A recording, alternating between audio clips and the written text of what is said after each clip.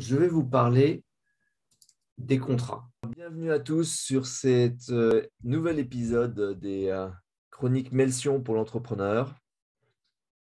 Nous allons comme chaque vendredi matin à 10h30 vous faire l'honneur de deux petites chroniques pour aider les entrepreneurs dans leur pratique. Alors, on va parler des contrats. Les contrats, qu'est-ce que c'est? C'est du droit. Donc, c'est le cours qu'on a séché en premier quand on est arrivé en école de commerce. Le contrat, c'est un accord entre les parties. C'est un accord, en fait, c'est une sorte de loi entre les parties. C'est-à-dire que ce que vous allez décider entre vous va avoir force de loi. Éventuellement, le juge pourra vous forcer à respecter votre loi entre vous deux, ou entre vous quatre, entre vous six. Donc, c'est un sujet important en fait, parce qu'on a cette capacité à créer des lois, donc bien les écrire, bien être d'accord ensemble, est pour moi une bonne idée. Alors, il y a un contrat à partir du moment où il y a accord sur la chose et sur le prix. Alors, sur le prix, c'est le prix payé ou non. On est d'accord sur le fait que tu paieras tant. Si tu ne l'as pas payé, ça ne veut pas dire que le contrat n'existe pas. Ça veut juste dire que tu es en rupture avec le contrat. Ça ne veut pas dire que moi, de mon côté, je ne suis pas censé te livrer. Je suis tenu par la loi tant que la loi n'a pas été annulée. Sauf si on a écrit dans le contrat que si ce n'est pas payé, du coup, j'ai le droit, moi, de ne pas livrer. Mais c'est rarement écrit comme ça. Donc, il y a une notion de prix sur lequel il faut s'entendre. Il faut que le prix il soit déterminé ou déterminable. Et déterminable, ça veut dire il faut qu'on puisse le calculer facilement sans que une des deux parties puisse avoir la main sur sa détermination. C'est je te dirai le prix au moment venu sur la base de ce que j'aurai envie, ne fonctionne pas. Ce n'est pas un accord. Ce n'est pas un échange où on dit ouais, d'accord, le prix, ok. Mais en revanche, de dire on fera ça à ce moment-là en fonction de ce que vaudra une baguette de pain, ça, c'est tout à fait légitime. Alors, accord sur le prix, accord sur la chose. Alors, sur la chose, ça veut dire sur ce sur quoi on s'entend. Donc, on va faire un accord sur la chose, il va falloir définir quoi. Il va falloir définir éventuellement quand, où. Mais aussi, et c'est un truc qui est assez récent, il faut, quelque part, il faut aussi avoir un accord sur le pourquoi. Ça a été intégré récemment dans le droit. C'était déjà prégnant, hein. Mais en fait, dans vos accords, vous avez vraiment intérêt à bien mettre sur la table pourquoi on le fait. Pourquoi est-ce que finalement on est d'accord pour s'échanger des choses, pour faire des choses l'un pour l'autre? Qu'est-ce qui est finalement le fondement de notre relation? Bon, et ça, c'est la question de l'accord sur la chose, sur le prix. Mais il y a la notion de l'accord lui-même.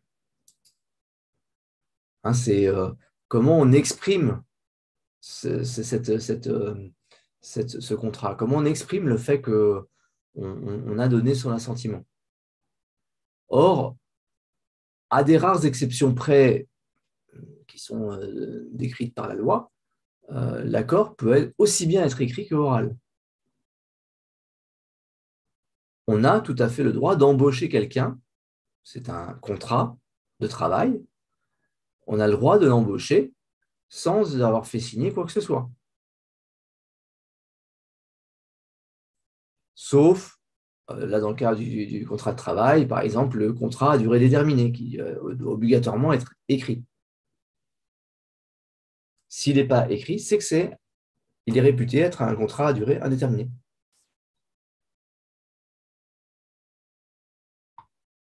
Alors, ça pose un problème. Ça pose le problème de la matérialisation. On est d'accord, on s'est dit qu'on allait faire des choses ensemble, que tu allais me livrer quelque chose et que j'allais te régler. Et comment je peux expliquer à la personne extérieure qui est le juge que le contrat n'a pas été respecté, que la loi entre les parties n'a pas été suivie. Donc, il n'y a pas le choix, il faut documenter.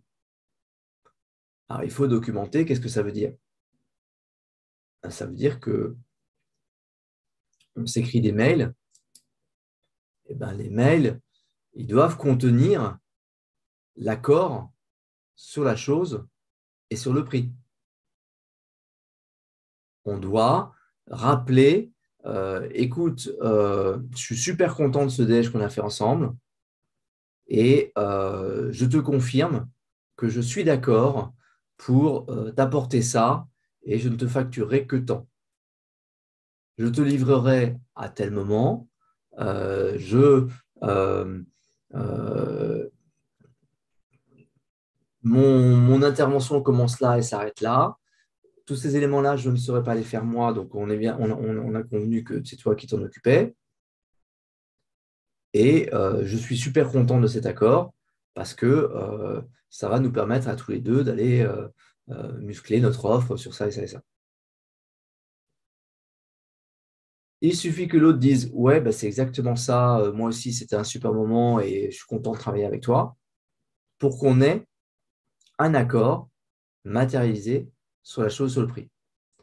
S'il ne répond pas, il y a la question de ce qu'il a bien reçu le mail. Ah, moi, vous savez, je n'ai jamais reçu ce mail, sinon j'aurais dit non. Ou il a répondu imparfaitement. Il faut qu'on reparle sur l'histoire de ce que tu me livres, mais sur le prix, effectivement, je suis d'accord. On n'est pas dans un accord parfait. Il va falloir retravailler. On a le signe là qu'on n'est pas prêt. Autre exemple, les comptes rendus de réunion. Alors, il y a un entrepreneur qui a fait fortune comme ça. C'est un entrepreneur français bien connu. Il s'appelait Francis Bouygues. Francis Bouygues, il a bien compris qu'il y avait une différence entre l'accord initial et l'accord final. Il faisait des réponses aux appels d'offres ras la casquette, le plus bas qu'il était capable de faire. 5% autour du prix de revient. Mais avec dans le contrat un avenant, enfin, des avenants, c'est-à-dire si on nous demande de faire du travail en plus, on est d'accord que globalement, on facturera ça à ce prix-là. Ouais, bah c'est légitime. Sauf que dès la signature du contrat, M. Bouygues savait déjà qu'on avait oublié de spécifier qu'on avait besoin d'un petit chemin d'approche pour arriver jusqu'à la porte de l'immeuble, qu'on avait besoin de mettre des lumières sur l'entrée du parking, qu'on avait besoin de rajouter probablement une clim, parce que, bah oui, ici, c'est normal, un immeuble sans clim, ça n'existe pas. Il eût pu, bien sûr, dire, ah, vous avez oublié la clim, je voulais rajouter, mais c'est beaucoup moins marrant que d'attendre la prochaine réunion de chantier et d'avoir un client qui dit, ah, là, on n'a pas de chemin d'accès. Ah oui, ça, c'est vrai, vous n'avez pas mis un chemin d'accès là dans le contrat. Bon, bah, vous nous le faites? Oui, oui, oui, évidemment, bien sûr. À la fin de la réunion, compte rendu de réunion.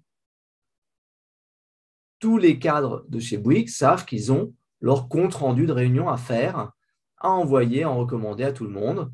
Et tout le monde a maintenant son recommandé de voilà toutes les différentes comptes rendus des différentes réunions qu'on a fait. Et sauf si vous avez un problème, dites-le moi tout de suite. Mais sinon, c'est un nouvel avenant en quelque sorte. À la fin du chantier, petite réunion, une pile de documents. Voilà toutes les factures supplémentaires qu'on est contraint de vous demander compte tenu de l'avancée du chantier. Et bien sûr, voilà toutes les comptes rendus qui montrent qu'effectivement, vous nous avez bien demandé de faire ça. Grosse surprise chez les amateurs. Ceux qui ne connaissent pas, à chaque fois, ils se retrouvent avec 15-20% de prix à payer en plus. Et c'est tout à fait légitime. Autre exemple, le mémo. Faire le point sur la situation. Bon, écoutez les gars, ça fait 1 an qu'on est sur ce sujet. Je pense qu'il faut qu'on mette les choses un peu à plat. Je vous rappelle qu'on s'était rencontrés, qu'on avait décidé que ce serait super bien de faire un boulot ensemble pour telle et telle raison, qu'on avait décidé que je faisais ça, tu faisais ça, il faisait ça. Euh, la façon de se répartir l'argent à la fin était comme ça. C'est ma compréhension de la chose. Bien entendu, n'hésitez pas à me dire si vous avez un problème avec ça.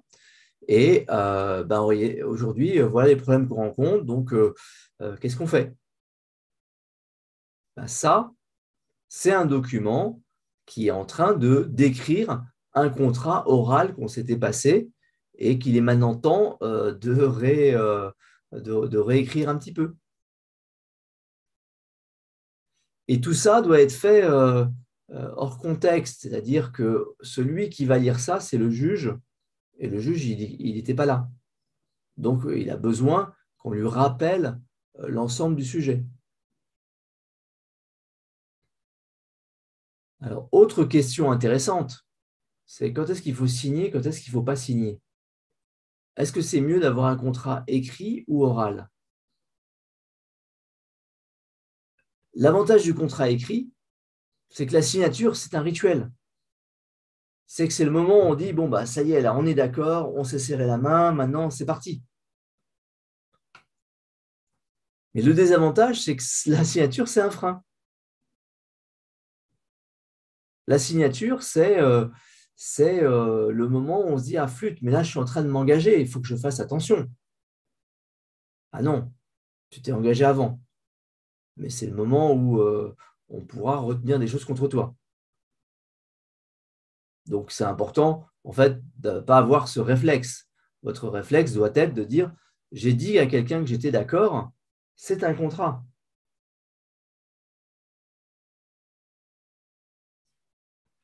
Donc, en conclusion,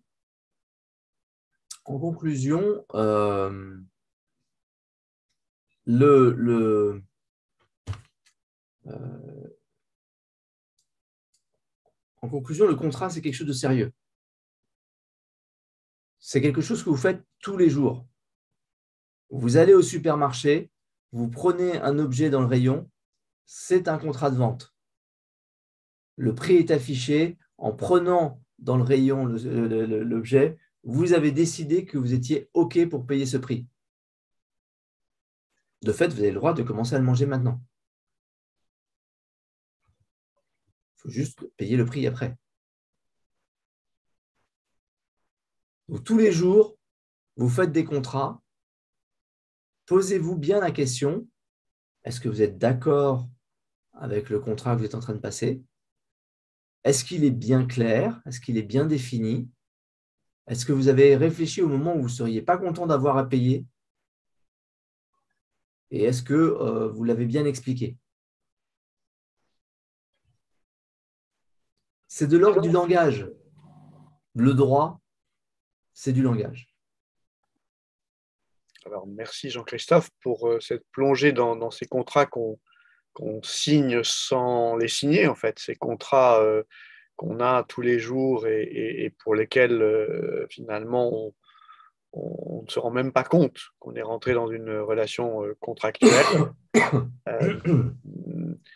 Cela dit, il y a des sujets peut-être où il est mieux de mettre les choses par écrit. Je vous raconte une anecdote, tu me dis ce que tu en penses de ton côté. Un de nos clients a recruté comme directeur général sous la forme d'un contrat de prestation de service entre sa société et la société de cette personne, avec un accord de commissionnement sur le niveau des ventes, etc. Et ils n'ont pas fait autre chose que 2 ou 3 emails et ils n'ont pas notamment donné un caractère très corporate à la relation, c'est-à-dire entre l'entreprise truc et l'entreprise machin. Bien entendu, il l'a payé une somme fixe tous les mois, ce qui ressemble furieusement à un salaire. Et donc, même si pour l'instant, ça n'est pas le cas, il est tout à fait en position d'être requalifié en contrat de travail. Bien entendu, ils se sont fâchés.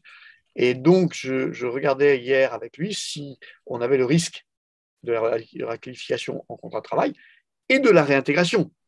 C'est-à-dire que non seulement on doit à ce moment-là considérer que cette personne était un salarié et donc son départ ne peut être que conforme aux usages des contrats de travail, mais entre-temps, le juge peut demander la réintégration, ordonner la réintégration. Donc, qu'est-ce que tu dis là? Il a eu raison de faire 2 emails mal foutus, ou bien finalement, ça prend pas si longtemps de faire 3 pages de contrat, et si on était aux États-Unis, on n'imaginerait même pas qu'on fait quelque chose sans en parler à son avocat. En fait, c'est toujours la question de la matérialisation. C'est comment on va expliquer à qui que c'est une transaction entre nous deux. Si on a confirmé par email que bon, bah, c'est super qu'on commence à travailler ensemble, ta société est spécialisée là-dedans et m'aider sur 3 à 4 mois sur ce sujet va beaucoup m'aider, va beaucoup apporter. Et te payer 500 par jour me paraît très bien. On a des éléments qui montrent bien qu'on n'est pas en train de dire qu'on embauche, qu'on n'est pas en train de dire que c'est un contrat à durée terminée, qu'on n'est pas en train de dire qu'il faut être là tous les jours entre 9h et 17h, etc. Alors évidemment, tout ça, ça rentre en conflit avec les notions du droit, notamment là, du droit social. Et dans les notions du droit social, il y a la question de est-ce qu'on est en dépendance économique? Est-ce qu'on doit être sur le lieu de travail? Est-ce qu'on doit respecter des horaires? Est-ce qu'on doit respecter des consignes? Et donc, du coup, oui, il y a du jeu à essayer de transformer ce qui était un contrat commercial en un contrat de travail, dans certains cas. Et l'importance d'avoir quelque part, sous forme d'un contrat officiel ou sous forme d'échange de courrier, l'ensemble des éléments qui sont bien décrits permet d'éviter des mésaventures. Mais ce n'est pas le fait qu'on soit dans telle ou telle situation, c'est le fait qu'on ait ou pas bien défini la relation. Et si on ne l'a pas écrit tout de suite, c'est pas grave, à tout moment, on peut dire, écoute, là, je sens que ça commence à devenir un peu tendu, donc je pense que c'est important de remettre les choses en perspective. Voilà, quand on s'est rencontrés pour la première fois, voilà ce qu'on s'est dit, voilà comment on a fait, etc. Il y a peut-être des dérives, mais il est temps de s'en occuper. Mais en tout cas, je voudrais qu'on soit bien clair, on s'est toujours dit que c'était dans cette direction-là et dans ce cadre-là qu'on voulait avancer. Si on s'y prend trop tard, eh ben, on est en train de partir vers du contentieux avec quelqu'un qui va dire « Monsieur, c'est avec surprise que je reçois votre email. En effet, il n'a jamais été question de ça, etc. » Là, vous savez que vous êtes mal barré. Mais vous le savez. Et du coup, est-ce que c'est pas mieux d'avoir simplement un contrat de 2 pages qu'on a demandé à son avocat, qui nous a facturé quelques centaines d'euros pour ça, et qu'on met tranquillement dans un dossier quelque part. Bah, c'est ce que j'expliquais pauvrement dans la dernière partie de ma présentation, c'est que, en fait, le fait de dire, bon, bah, on va signer quelque chose est contextuellement supportable ou pas. Dans certains cas, c'est génial, c'est le moment où on se met autour de la table, on signe dans la solennité, on se fait une bouffe après, le fameux closing d'une opération financière. Ça, c'est très intéressant en termes de symbolique. C'est très intéressant en termes de s'assurer que tout le monde est vraiment bien d'accord et qu'on est parti pour quelque chose de grand. Mm.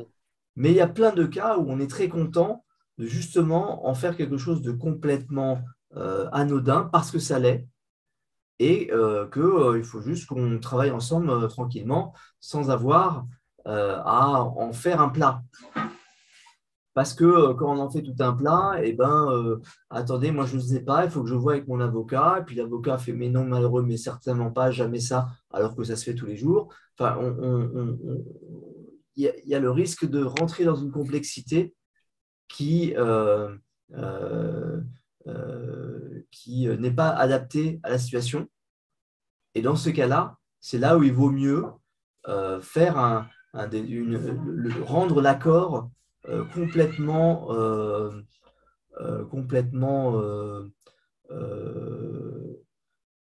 j'allais dire anodin, mais en tout cas casual. Mm. C'est-à-dire, l'accord est une chose du quotidien. On est tous d'accord là-dessus. On a bien défini ce sur quoi on était d'accord. On a éventuellement mis de côté les choses, enfin, mis en avant les choses sur lesquelles on n'était pas encore d'accord Mm. et qu'on verra plus tard. Et il y a beaucoup de cas dans lesquels c'est nécessaire de ne pas le formaliser avec du juridisme. Donc, comment tu choisis entre les deux? Pardon? Comment tu choisis? Et comment tu Contextuel. choisis si tu fais, c'est quoi les critères pour dire je fais un mail bien tourné plutôt qu'un contrat? Alors, en fait, de toute façon, si vous avez une bonne compréhension du droit, vous saurez faire le mail ou le contrat de la même façon. Donc, Mm. ça n'empêche pas d'en parler à son avocat et de lui dire, voilà le mail que je compte envoyer. Est-ce que tu penses que c'est un truc suffisamment engageant? Est-ce que toi, tu es à l'aise s'il répond oui à ça? Éventuellement, ça, c'est différent de la question de est-ce qu'il faut signer la chose ou est-ce Bien qu'il sûr. faut le faire de manière… Mm. voilà. Il se trouve qu'évidemment, il faut de l'expérience et il faut une compréhension minimum du droit pour savoir qu'est-ce qu'on doit écrire dans le mail pour que l'accord soit un accord sérieux. Mm. Hein. De la même façon qu'il y a des gens qui vont faire tout un travail pour vous envoyer un courrier non-binding, un courrier qui ne va pas les engager, mais qui vous engage vous. Bon, ben, c'est pour dire qu'il n'y a pas besoin qu'il y ait marqué contrat dessus et qu'on doive signer à chaque page avec son empreinte digitale et cracher dessus pour avoir l'ADN dessus. Ça peut commencer par un simple email. Donc, toi, je ne voudrais pas faire une différence entre email et contrat, puisque c'est aussi engageant. Donc, si vous n'êtes pas Mm. sûr de votre droit, de votre niveau de droit, de votre capacité en droit, alors montrez y compris les emails à votre avocat.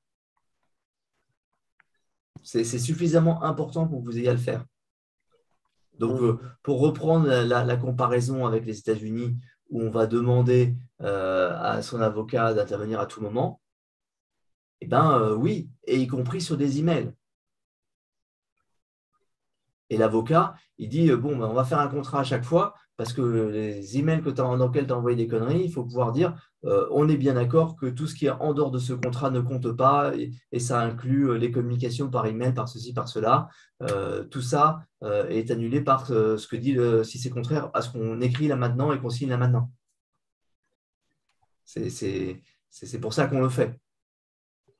Mais si vous faites attention à chaque email que vous envoyez, à chaque mémo que vous envoyez, à chaque compte-rendu que vous faites, parce que vous savez qu'il est engageant, que dans le cas échéant, vous le faites relire par votre avocat ou par quelqu'un qui, chez vous, a cette fonction, eh ben, vous faites les choses proprement. Et merci Jean-Christophe. Y a-t-il des questions ou des remarques dans l'assistance de tous ces entrepreneurs expérimentés? Oui, Franck. Attends, il faut que tu actives ton micro. Oui, bonjour à tous. J'ai une question à propos des emails. Je trouve qu'il y a beaucoup d'ambiguïté sur leur valeur juridique aujourd'hui. Qu'est-ce que ça vaut quand il n'y a pas d'accusé de réception? Bon, je sais, pour avoir été confronté à la question devant des juges dans différentes situations, que ça a de la valeur. C'est pris en compte, mais jamais lu quelque part une clarification sur la valeur réelle d'un email sans accusé de réception. Voilà. En fait, c'est la même difficulté que le courrier simple. J'envoie un courrier, l'autre dit qu'il ne l'a jamais reçu. Comment je démontre? Donc, j'envoie un email et il m'y répond. Il ne peut pas nier qu'il l'a reçu. D'où la façon d'écrire des emails qui disent confirme-moi que je te dis pas, enfin, que ce que je te dis est bien ce que tu as compris. Parce que tu comprends, c'est ma vision du truc. Je voudrais juste qu'on ne parte pas sur Une incompréhension. Une mauvaise interprétation. Refaire des replies à d'anciens emails pour poser une autre question auquel l'autre va devoir obligatoirement répondre, ça permet de compenser le fait que le mec n'a pas voulu répondre exprès. Tu envoies un courrier qui résume l'accord tel que tu l'as vu. L'autre ne te répond pas. Déjà, ça commence à être un petit peu un sujet, mais il ne te répond pas. Quand tu vas faire le truc pour savoir à quelle date il veut être livré, tu vas utiliser le même courrier. Tu vas dire, bon, OK, bon, puisqu'on est parti, qu'on a commencé le deal, il faudrait maintenant que tu me dises quand est-ce que tu veux être livré. Il va te répondre à ça, ah ben, j'ai besoin de livraison absolument la semaine prochaine. Bon, il ne peut pas dire qu'il n'a pas reçu le premier courrier. Tu l'as mis quelque part en pièce jointe de ton truc. Donc, toi, on est dans une idée de comment est-ce qu'on va devoir montrer, comment est-ce qu'on va faire pour montrer à un juge plus tard que c'est bien un échange qu'on a eu et c'est bien que tout le monde était bien d'accord. Donc, le recommandé, si tu veux, c'est un papier que tu envoies, tu sais, tu peux démontrer que l'autre, à telle date, il ne pouvait pas dire qu'il ne savait pas. Et que s'il n'a pas répondu, ben, c'était son choix. Donc, l'email, c'est comme le courrier simple. Manuel, tu voulais intervenir? Oui, déjà, ça dépend si vous êtes en droit social ou si vous êtes en droit autre. Alors, oui. Si vous êtes en droit social, j'ai pompé 2 ans de salaire du deuxième salaire de la boîte dans laquelle j'étais, qui était une boîte internationale. Je ne vous dis pas la somme, hein. Globalement 1,5 million, juste par mes mails. Pourquoi? Sur un réseau interne, si vous avez des managers qui n'y connaissent rien sur le plan social, j'ai envoyé des mails pendant 7 mois durant, très choisis, très bien calculés. Ces mails étant sur le réseau de mails normal, mais comme faisant partie de la même boîte, ne peuvent pas être discutés. C'est-à-dire que le devoir de l'autre est de les lire puisque vous êtes son collaborateur. Le deuxième point, c'est que le titre du mail est explicite. D'accord? Et le titre du mail, ça suffit. Et donc, le troisième point, c'est le contenu du mail. Et qui ne dit mot consent. Donc, sur un plan social, je vous engage à 2 choses. Être ultra méfiant, parce que si vous tombez sur quelqu'un qui connaît le droit comme moi ou qui est correctement conseillé, il peut vous flinguer un de vos managers qui, lui, ne verra pas arriver le piège et ça peut vous coûter très cher. Ça, c'est un point. Après, sur du droit autre, le mail a une valeur juridique. À partir du moment où vous émettez l'émission de ce mail, comme quoi il est bien sorti de votre serveur à l'attention de l'autre, donc il est bien arrivé dans sa boîte de lettres, il a la même valeur qu'un courrier. Voilà. Ce n'est pas un courrier avec accusé de réception, mais ça a la valeur d'un courrier. S'il n'y en a qu'un, peut-être qu'il y aura contestation. S'il y en a plusieurs, je peux vous dire que vous allez vous faire balayer parce que vous risquez d'avoir des juges voilà, qui sont d'un point de vue. Par rapport à l'autre partie de l'exposé sur des contrats avec des gens extérieurs, ne jamais oublier qu'on vit dans un monde où l'URSSAF est probablement un des organismes, après la Gestapo et l'Inquisition, la mieux organisée sur cette planète. Donc, dès lors que vous faites travailler quelqu'un et que vous ne changez pas régulièrement le contrat, l'URSSAF peut vous assigner et du coup, vous pouvez vous retrouver reconditionné en salaire. Et ça, ça m'est arrivé. Donc là aussi, je ne parle pas de choses dont j'ai entendu parler, je parle de choses que j'ai vécues. Et alors ça vous coûte très cher. Et ça fait très mal au postérieur quand ça vous arrive parce que vous vous dites, c'est pas possible, vous trouvez ça totalement injuste. Voilà. Et mes petites pierres à l'édifice exposées. Ok. Oui, en fait, il faut comprendre que l'URSSAF a fait face à des gens qui expliquent que ah ben moi c'était juste un prestataire, hein, je l'ai payé ce qu'il m'a demandé et ah il vous a pas payé, moi j'y peux rien, hein. Et ça dans les chantiers, dans les trucs comme ça c'est une habitude. Et donc l'URSSAF a décidé que c'était pas son problème, et c'est à vous de vous assurer que l'autre avait fait ce qu'il fallait. Et donc si vous avez un prestataire externe qui ne paye pas ses charges, eh ben, c'est vous qui allez devoir les payer. Le truc le plus tordu que j'ai vu, c'est avant d'embaucher un ingénieur, comme on avait un métier particulier, on lui a proposé de nous accompagner en clientèle pour qu'il assiste à une journée client. D'accord ?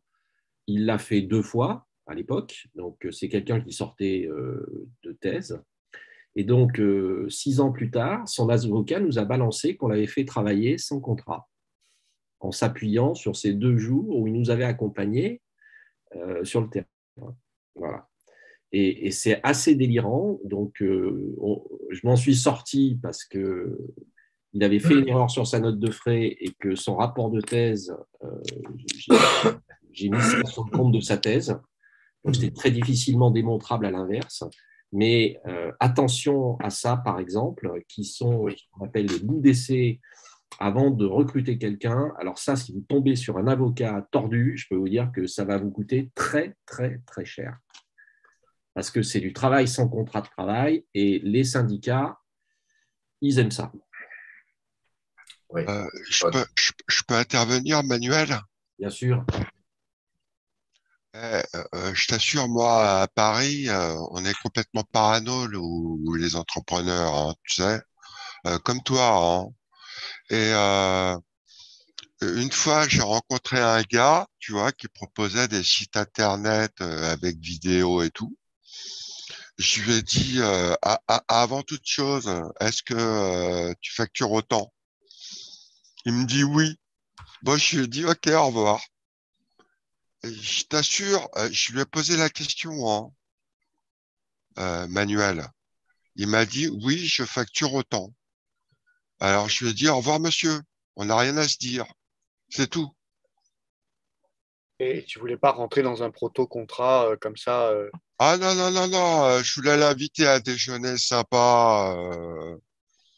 Tu vois, je lui ai dit, bon, bah, t'es consultant, est-ce que tu factures autant? Et il me dit oui. Alors, bon, bah, on a bu un verre et puis il est parti. Mais il y a pas eu de quiproquo, si tu veux. Il m'a tout de suite dit qu'il facturera autant. Mhm. Tu Bref, vois, donc, si en fait t'es clair avec les gens que t'as en face, tu peux pas avoir d'histoire. Manuel. bon, le sujet hein, donc, de la chronique, comprenez bien, c'est soyez conscient que vous prenez des engagements et que les engagements, c'est pas parce que c'est pas au moment où vous signez le contrat devant notaire que l'engagement a lieu. L'engagement, il a lieu dès le moment où vous dites à quelqu'un « Allez, on est d'accord, on y va ». Donc, c'est constant. Et évidemment, avec toute la limite de est-ce que c'est facile à prouver après ou pas. Ça devient, ça devient une question de contexte.